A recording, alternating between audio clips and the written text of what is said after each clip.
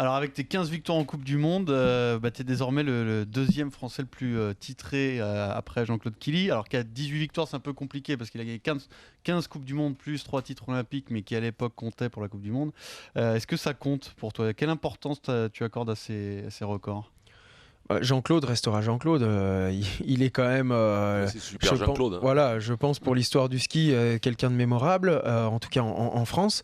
Et c'est pas n'importe qui est capable de réaliser 3 médailles d'or aux Jeux Olympiques. Il y a très peu d'athlètes qui le font, encore moins en ski alpin. Et donc automatiquement, ça le place sur quand même. Un autre piédestal et c'est complètement différent. En plus de ça, il a arrêté sa carrière extrêmement tôt. Bon, à l'époque, les carrières n'étaient pas aussi longues que maintenant, mais voilà, faut pas oublier il a arrêté à 25 ans. Moi, j'espère continuer encore un peu quand même. Alors justement, c'est intéressant de le préciser parce que Jean-Claude Killy arrête à 25 ans. Toi, c'est ton âge aujourd'hui et vous avez à peu près le même nombre de victoires. Évidemment, t'as pas les titres olympiques qui vont avec, mais en termes de progression de carrière, c'est quand même comparable. Vincent. Non, je disais, c'est bien de le dire, de le redire. Il y a deux Jean-Claude dans le ski, il y a Jean-Claude Duss et Jean-Claude Killy. Et ça, c'est quand même important. Il y a aussi un effet générationnel par rapport à la génération avec Killy, c'est que ça faisait un moment qu'on domine vraiment, qu'on a fait des triplés, c'est impressionnant, quoi. Le renouveau on n'était plus habitué à avoir 3 Français aux 3 premières places.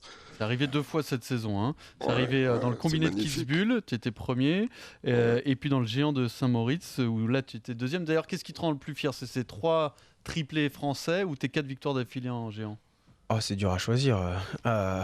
Surtout que je fais partie de ces 2 triplés, mais dans la performance individuelle, je dirais forcément mes 4 victoires de suite. Après, dans la performance de l'équipe de France, voilà, les 2 triplés. Il faut choisir, t'es obligé. Je suis obligé. Ouais, mais c'est Kitzbühel.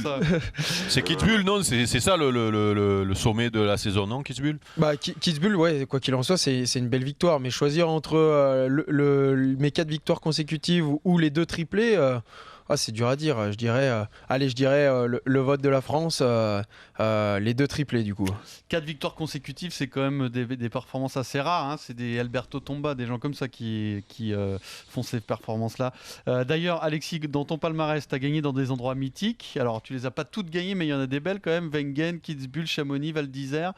C'est quoi ton site préféré? Parce que tous ces noms, les gens n'y sont quasiment jamais allés. Ça fait un peu rêver. C'est quoi que tu préfères? C'est pas Kitzbühel normalement le Graal. Le Sur Graal, la descente. Ouais, le Graal dans le ski, c'est surtout la descente de Kitzbühel. Après, c'est beaucoup le slalom de Schladming. Après, il y a le géant d'Adelboden.